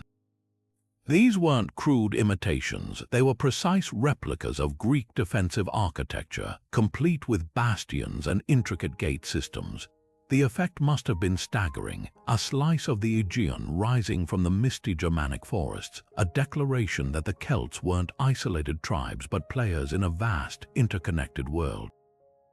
Why such a radical shift? The answer lies in the soil, literally. Excavations revealed layers of imported goods, Attic pottery, Etruscan bronze vessels, and even fragments of Egyptian glass. Huhnberg sat at the crossroads of the Amber Road, a trade network stretching from the Baltic to the Adriatic, and its elite reveled in Mediterranean luxuries. The mud brick walls weren't just practical, they were a status symbol, signaling to traders and rivals alike that this was a seat of power worthy of comparison to Greek city-states. Chemical analysis tells an even richer story. The brick's clay matches local sources, but the lime plaster techniques mirror those from Massalia, modern Marseille, a Greek colony with deep Celtic trade ties. This wasn't haphazard cultural borrowing, it was a deliberate architectural revolution, orchestrated by leaders who understood the language of prestige. Yet the town's golden age ended as abruptly as it began. Around 500 BC, the mud brick walls were torn down, replaced by traditional timber fortifications. The imported luxuries vanished from the archaeological record, and evidence of fire suggests violent upheaval. Some theories point to climate change. Tree rings from this period show prolonged droughts that may have disrupted trade.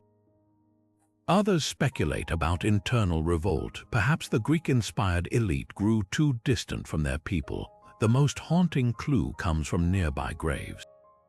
A princess buried at the nearby Homochel mound wore a headdress of Mediterranean gold, but was laid atop a local-style chariot, a fusion of cultures that may have sparked resentment. Huhnberg's legacy lingers in its contradictions. For a few generations, it was a beacon of globalization, where Celtic artisans mastered foreign techniques while staying true to their identity. Its sudden decline reminds us that even the most brilliant experiments can falter when the winds of trade or politics shift. Walking its reconstructed walls today, you're left with a single, lingering thought. This wasn't just a hill fort. It was a bold, fleeting dream of what the Celtic world could have become. The waters of Switzerland's Lake Neuchâtel hold more than just reflections of the Alps. They guard one of the most pivotal archaeological sites in Celtic history. Near the village of Latine, the shallow lakebed yielded a trove of artifacts so significant that they named an entire cultural epoch. The Latine period, the zenith of Celtic artistic and martial expression. But this wasn't a typical settlement. Instead of houses or tools, divers uncovered hundreds of weapon swords bent into grotesque shapes, spearheads stacked like ritual offerings, and shields deliberately shattered before being cast into the water. The lake's dark silt preserved these objects with eerie perfection, their iron blades still sharp, their bronze fittings still gleaming, as if waiting for hands that would never reclaim them. What unfolded here 2,000 years ago? Theories clash like the swords themselves. One school of thought sees Latine as a battleground, perhaps the aftermath of a clash between Celtic tribes or a desperate last stand against Roman invaders. The weapon's condition fuels this idea. Many blades were intentionally deformed, a practice known from other European sites where victors killed the arms of the defeated to prevent their use in the afterlife. But Latine lacks the human bones typically found at battle sites. If this was a war's end, where are the fallen? A more haunting possibility emerges when you examine the artifact's arrangement. Swords weren't scattered randomly, they were grouped by type, some even bundled with wooden handles still attached. This level of organization suggests deliberation, not the chaos of combat. Classical authors like Strabo described Celtic rituals where spoils of war were offered to water deities, and Latine's location, at the confluence of two rivers, would have made it a sacred liminal space. Were these weapons tributes to gods like Teutates, the tribal protector who demanded gifts of iron and blood? Or do they represent a communal act of disarmament, a symbolic end to conflict brokered by Druids? The lake's role as a spiritual conduit deepens the mystery. For the Celts, water wasn't just a resource, it was a gateway to the otherworld. Springs, lakes, and rivers received everything from precious talks to human remains, their depths believed to carry offerings directly to the divine. At Latine, divers found not just weapons but personal ornaments, brooches, belt buckles, even a delicate bronze bird figurine. These weren't warriors' gear, they were intimate possessions, perhaps stripped from enemies as trophies or surrendered as part of initiation rites. The bird, with its wings outstretched, mirrors symbols of sovereignty found as far away as Ireland, hinting at a shared ritual language across Celtic Europe. Yet the most provocative clue lies in the weapon's craftsmanship. Latine blades aren't mere tools of war, they're artworks, their hilts inlaid with coral from the Mediterranean and garnets from India. Some scabbards bear intricate vegetal designs, curving tendrils and lotus-like shapes borrowed from Greek and Etruscan art, but transformed into something distinctly Celtic. This fusion of beauty and brutality raises a profound question. Why destroy such masterpieces? The answer might lie in the Celtic concept of jays, a sacred prohibition. By rendering these exquisite weapons unusable, the Celts may have been honoring a vow or taboo, ensuring they could never be wielded for profane purposes again. Standing on the shores of Lake Neuchâtel today, you're left with a paradox. Latine's weapons are both relics of violence and acts of devotion. Their final resting place a testament to a culture that saw no divide between the martial and the mystical. The water that swallowed them has kept their secrets, offering only whispers of battles lost to time, of gods long forgotten, and of a people who understood that even in destruction there could be sacred meaning. Rising from the Somerset countryside like a sleeping giant, Cadbury Castle isn't just another Iron Age hill fort. It's a place where history and legend collide with such force that even the air seems thick with stories. This sprawling earthwork, its towering ramparts circling the hill like the coils of a serpent, has been linked to Camelot for centuries. Local folklore insists King Arthur held court here, his knights gathering in a grand hall that glittered with treasure and echoed with pledges of chivalry. But peel back the layers of myth and you'll find something just as extraordinary: a meticulously engineered Celtic stronghold, its defenses so advanced they reshaped warfare in pre-Roman Britain. Archaeology paints a vivid picture of Cadbury's heyday.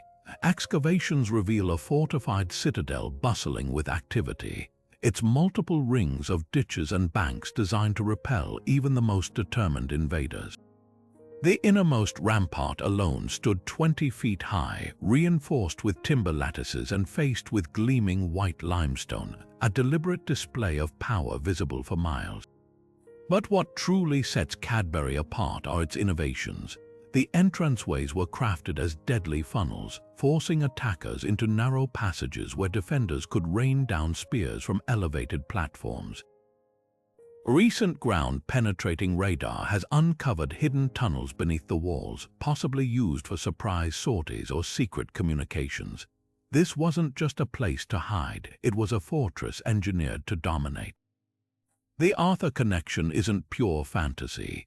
In the 16th century, antiquarian John Leland recorded local tales of Cadbury as Camelot, a site linked to Arthurian lore.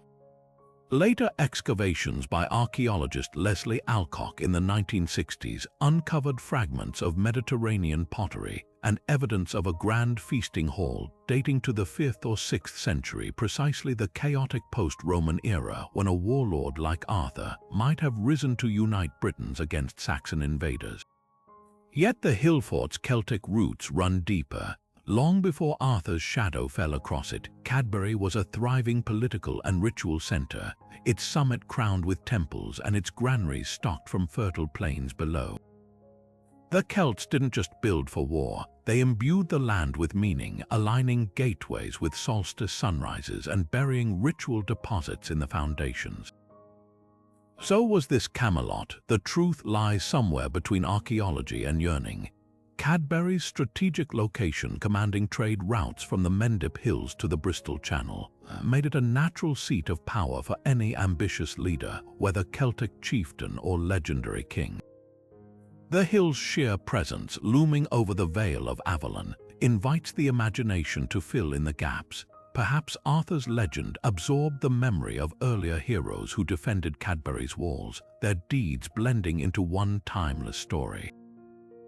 What's undeniable is Cadbury's enduring grip on the landscape. Standing atop its ramparts at dusk, watching shadows stretch across the plains, you can almost hear the clash of swords and the murmur of long-forgotten oaths. The stones may refuse to confirm Arthur's presence, but they whisper of something equally compelling: a lineage of warriors, innovators, and dreamers who shaped this hill long before it became a legend. The magic of Cadbury Castle isn't just in its myths, it's in the way its earthworks still pulse with the ambition of those who built them. Crowning a chalk hill in the English countryside, Danebury Hillfort dominates the landscape with its massive earthen ramparts, but it's what lies inside these walls that reveals a thriving Celtic community turned to ash not once but 3 times over centuries. Walk through the reconstructed gates today, and you're stepping into a microcosm of Iron Age life, where perfectly preserved post holes trace the outlines of roundhouses, storage pits brimmed with charred grain, and layers of scorched earth whisper of violence and rebirth. This wasn't just a defensive stronghold, it was a meticulously organized hub of agriculture, craft, and possibly even early centralized rule, one that burned brightly before meeting a fiery end time and again. The roundhouses of Danebury are marvels of practical design. Ranging from 20 to 50 feet in diameter, their circular walls of wattle and daub radiated around a central hearth, the smoke curling up through thatched roofs. But what's striking isn't just their construction, it's their arrangement. Unlike haphazard clusters seen at other hill forts, Danebury's homes align along planned lanes, some positioned near communal granaries, others closer to metalworking areas. This wasn't random. The layout suggests a hierarchy, perhaps elite dwellings nearer the center or artisans grouped by trade. Evidence of painted plaster and carved door frames hints at status displays, turning homes into statements of identity.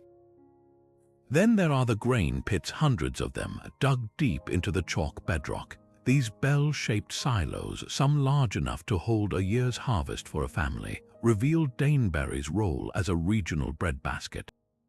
But their design is ingenious. Lined with straw and sealed with clay to keep out moisture, they preserved barley and wheat so effectively that modern archaeologists found intact millennia-old grains. This scale of storage implies more than self-sufficiency. It points to redistribution, a system where surplus flowed to a central authority, likely overseen by a chieftain or council. The Celts didn't use currency, but grain was power, and Daneberry's reserves may have funded public works, trade, or feasts to bind the community. Theories about governance here lean toward a proto-state. Unlike smaller hill forts, Daneberry's defenses triple ramparts. Guarded gates required labor on a scale only possible with coordinated leadership. Artifacts like standardized pottery weights suggest regulated trade, while ritual deposits of weapons and animal bones in the entrances speak of ceremonies affirming collective identity. Some scholars argue this was Arpidum in the making, a precursor to urban centers like Maiden Castle, yet the burning episodes complicate the picture. 3 times between 400 and 100 BC, Daneberry was consumed by fire. The first conflagration left layers of ash, the second blackened post holes, and the third reduced the hill fort to abandonment. Was this the wrath of invaders, Saxons, rival tribes, or even Romans testing their might? The lack of mass graves argues against outright slaughter. Alternatively, the fires could have been deliberate ritual closures like those at Roquepatus, where communities symbolically reset sacred spaces. The charred grain pits support another grim theory: scorched earth tactics during sieges, denying enemies sustenance. The most haunting evidence comes from the final destruction. Human remains found in the gateways show signs of violent death, their bodies left unburied.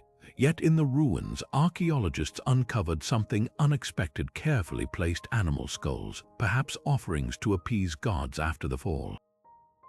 Daneberry's story isn't just one of destruction, it's a cycle of resilience. Each time it burned, the Celts rebuilt, adapting their defenses, refining their governance until the last fire proved one too many. Standing atop Daneberry's ramparts today, you're not just looking at a hill, you're seeing the blueprint of a society that balanced order and upheaval, its legacy etched in chalk and cinder. The roundhouses may be ghosts now, but their foundations still murmur of daily bread, communal feasts, and the precarious dance between power and flame that define the Celtic world. Across the treacherous waters of the Menai Strait lies an island that struck fear into the hearts of Rome's legions, Anglesey, known in ancient times as Mona. This windswept Welsh landscape wasn't just a geographical stronghold. It was the last sanctuary of the Druids, a place so steeped in mysticism that Roman historians painted it as a nightmare of screaming women, swirling smoke, and blood-stained altars. Tacitus, writing decades after the invasion, described a scene of primal horror: warriors and priests lining the shore, their torches casting eerie reflections on the water, while Druids hurled curses toward the approaching Roman fleet. But when archaeologists dig through Anglesey's soil today, they uncover none of the gore-soaked temples or towering idols the Romans described. Instead, they find quiet fields, broken pottery, and the faintest traces of hearths, a disconnect between propaganda and reality as vast as the strait itself. The Roman accounts can't be dismissed entirely. Tacitus and Pliny the Elder, though writing with imperial bias, agreed on Anglesey's significance as a Druidic nerve center.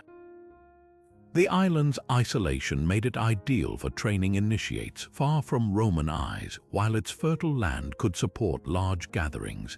Excavations at Lyn Cerrig Bog, a boggy site near the northern coast, offer tantalizing clues. Workers draining the land in the 1940s unearthed a cache of ritual objects: a bronze trumpet twisted as if sacrificed, iron slave chains possibly used in ceremonies, and fragments of a decorated shield.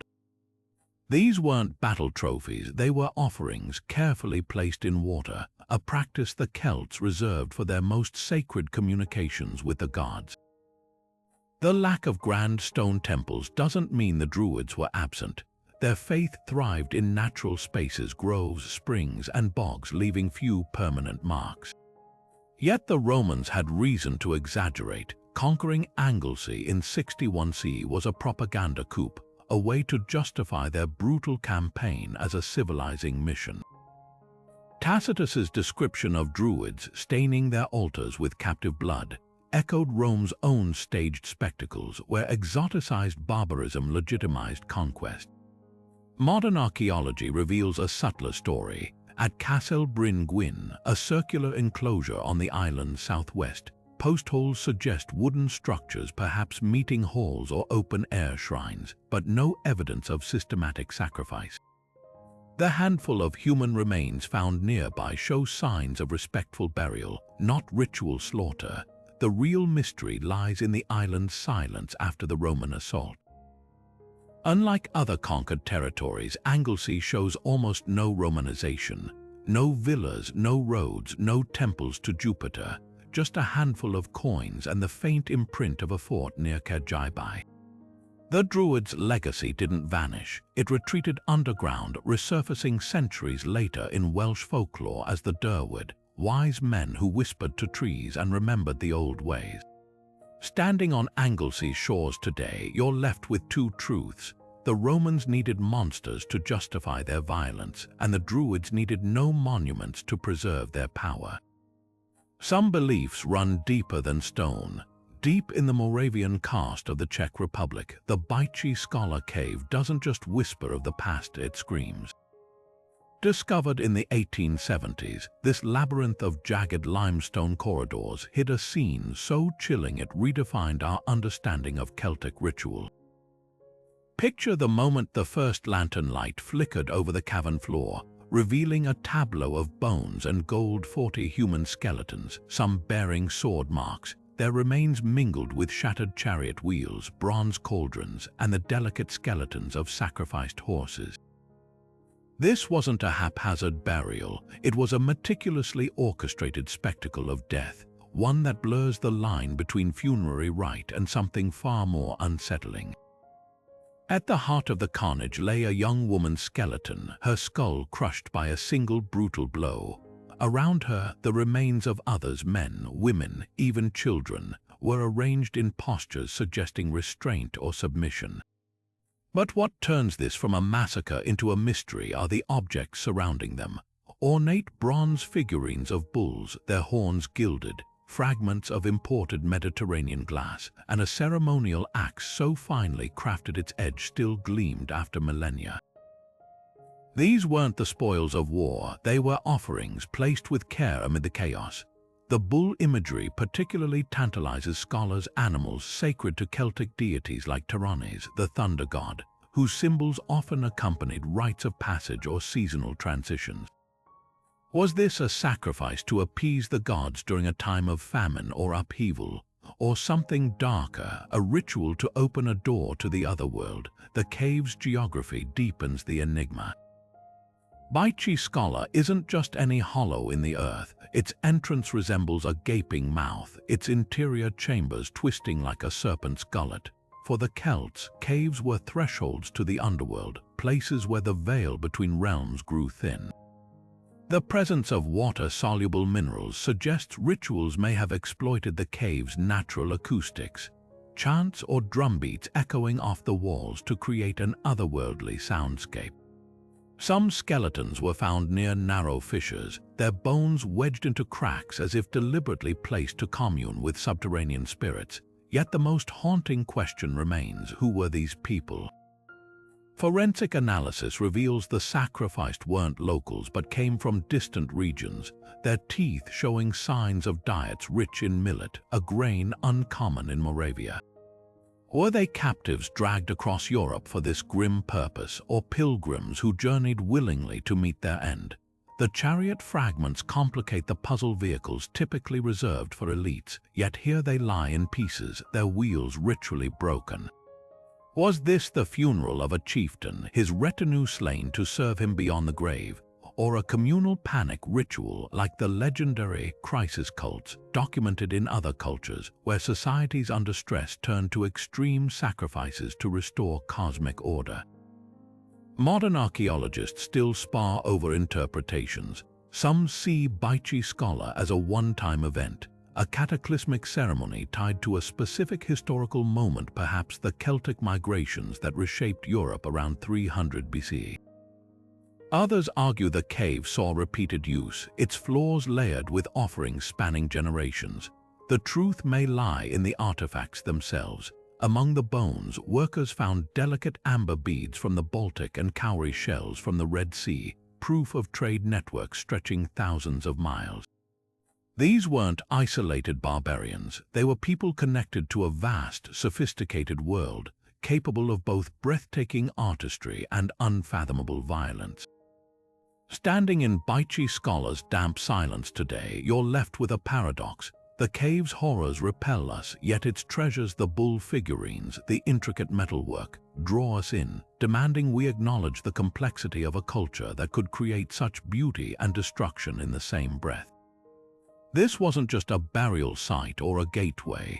It was a mirror reflecting the Celts' deepest fears and highest aspirations, a place where the sacred and the savage became one. And in that duality, its power lingers undimmed by the passage of time. Towering over the Burgundy countryside in eastern France, the oppidum of Mont-Lassois commands attention not just for its sheer scale, but for what it reveals about the power of Celtic women.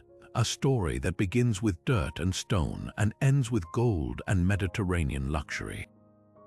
The fort's massive ramparts, some stretching over 2.5 miles in circumference, weren't merely defensive. They were a statement. Built in the 6th century BC, these earthen walls rose 30 feet high, reinforced with timber and faced with gleaming white limestone, a deliberate show of wealth meant to dazzle allies and intimidate rivals. But the true shock came when archaeologists unearthed what lay in its shadow. The Vic's grave, a royal burial chamber containing one of the most opulent Celtic tombs ever discovered. And at its center, the skeletal remains of a woman history now calls the Vic's princess. Her burial defies every stereotype of Celtic society as purely warrior-driven. Stretched on the remnants of a ceremonial chariot, she was adorned with jewelry that whispered of connections spanning Europe, a heavy gold torque weighing nearly a pound, its ends sculpted into winged horses, bronze anklets from the Alps, and most astonishingly, a colossal Greek crater, a wine mixing vessel standing 5.5 feet tall, its surface etched with scenes of hoplites and chariots. This wasn't just imported finery, it was a diplomatic gift, proof that Mont-Lassois sat at the heart of a trade network stretching from the Mediterranean to the North Sea. The crater alone could hold over 300 gallons of wine, enough for lavish feasts that would have bound chieftains to her influence. But how did a woman amass such power in a world often painted as male-dominated? The answer lies in the oppidum's strategic position. Mont-Lassois controlled the Seine River trade routes, funneling tin from Britain and amber from the Baltic toward Greek colonies like Massalia. The Vic's princess likely brokered these exchanges, her authority rooted in economics as much as lineage. Recent excavations reveal workshops near the fort producing elite goods, intricate pottery, fine metalwork, suggesting she didn't just trade but curated luxury industries. Her grave's lack of weapons speaks volumes. Her power wasn't seized on the battlefield but woven through alliances and commerce. The ramparts themselves tell another story. Unlike later Celtic forts designed for war, Mont-Lassois' defenses show little evidence of conflict. Instead, their gates align with solstice sunrises and their terraces might have hosted grand gatherings. This was a place of display where the elite staged spectacles to reinforce their status. Imagine the scene, the princess's retinue processing along those walls, her torque glinting in the sun, while traders from distant lands gaped at the crater being filled with wine, a performance of plenty designed to awe. Yet by 500 BCE, Mont Lassois was abandoned, its halls silent. Climate shifts may have disrupted trade, or perhaps rising tensions with neighboring tribes made the site untenable. But the Vix princess's legacy endures. She forces us to rewrite Celtic history, revealing a world where women could wield power as deftly as any warrior king, their influence etched not in conquest but in gold and the quiet calculus of commerce. Standing on Mont Lassois' windswept heights today, you're not just walking through a fort, you're tracing the footsteps of a woman who turned a hilltop into a crossroads of continents, and whose grave still challenges everything we thought we knew about the Celtic world. Beneath the sacred soil of Ireland's Hill of Tara, two twisted bands of gold lay hidden for centuries until their discovery revealed secrets that still baffle archaeologists. The Tara torques, dating back over 2,000 years, aren't just jewelry. They're masterpieces of Celtic metallurgy, their coiled strands and intricate terminals whispering of a society where artistry and power were inseparable. Imagine the moment they were unearthed, the way sunlight must have danced across their surfaces, illuminating patterns so precise they rival modern craftsmanship. But these necklaces weren't meant to dazzle alone. Their weight, one torque alone, tips the scales at over a pound of pure gold, suggests they were worn only during ceremonies, their heft a tangible symbol of the burden of leadership. The craftsmanship borders on alchemy. Using techniques lost to time, Celtic smiths hammered and twisted the gold into rope-like strands, then fused them with terminals shaped into hollow spheres, each one adorned with delicate filigree. The torque's terminals aren't just decorative, they're engineering marvels. One features a hidden hinge, allowing it to swing open, possibly to release a relic or fragrance during rituals. The other bears a subtle spiral motif, mirroring the carvings at Newgrange, linking the wearer to Ireland's ancient solar cults. How did artisans without magnifying lenses or precision tools achieve such detail? The answer lies in their reverence for the material itself. Gold to the Celts wasn't just precious, it was divine, a metal that captured the sun's essence and channeled its power. But who wore these torques and why? The Hill of Tara was the legendary seat of Ireland's high kings, a place where rulers were crowned atop the Lia Fáil, the mythical stone of destiny. Medieval texts like the Book of Leinster describe elaborate inauguration rites, where torques were placed around the necks of kings to signify their sacred bond with the land. The Tara torques might have been part of these ceremonies, their weight symbolizing the ruler's role as both protector and conduit for the goddess Eru, the land's namesake. Yet there's a darker theory. Some torques found across Europe show where marks consistent with being wrenched open, possibly torn from the necks of sacrificed leaders to release their power back to the gods. Did the Tara torques witness similar moments of transition, where one reign ended so another could begin? The torques' origins deepen the intrigue. Gold sourcing reveals they weren't made from local Irish gold but from metal traded across the Irish Sea, likely from Cornwall or Wales.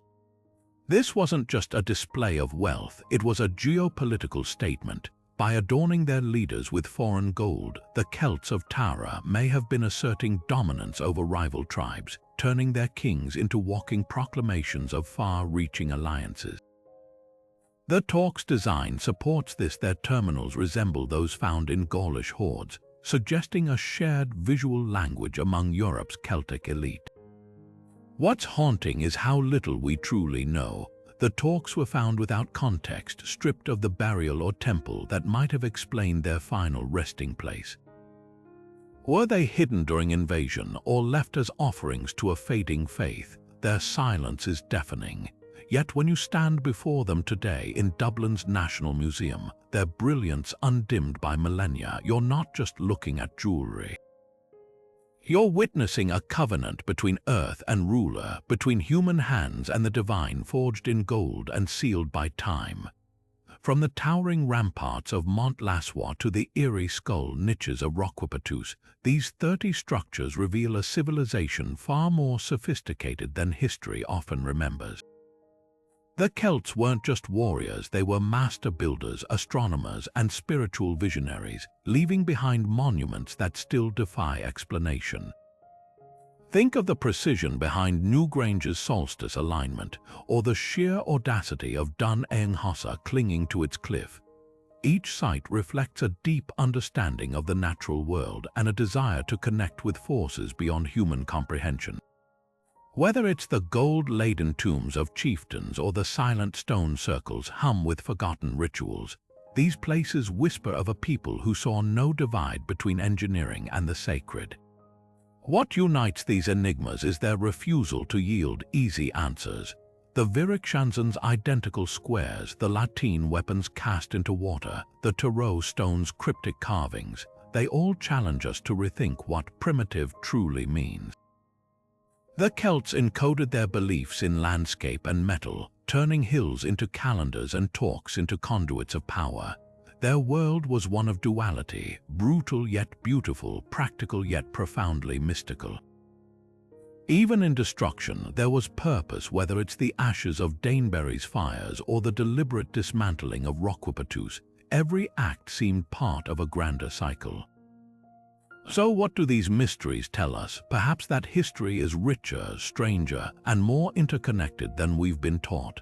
The Celts traded with Greeks, borrowed from Etruscans, and yet forged an identity so distinct it still captivates us.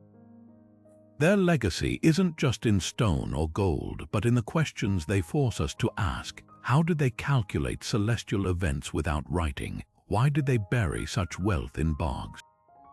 What voices echoed through the halls of Huneberg before they fell silent? Now it's your turn.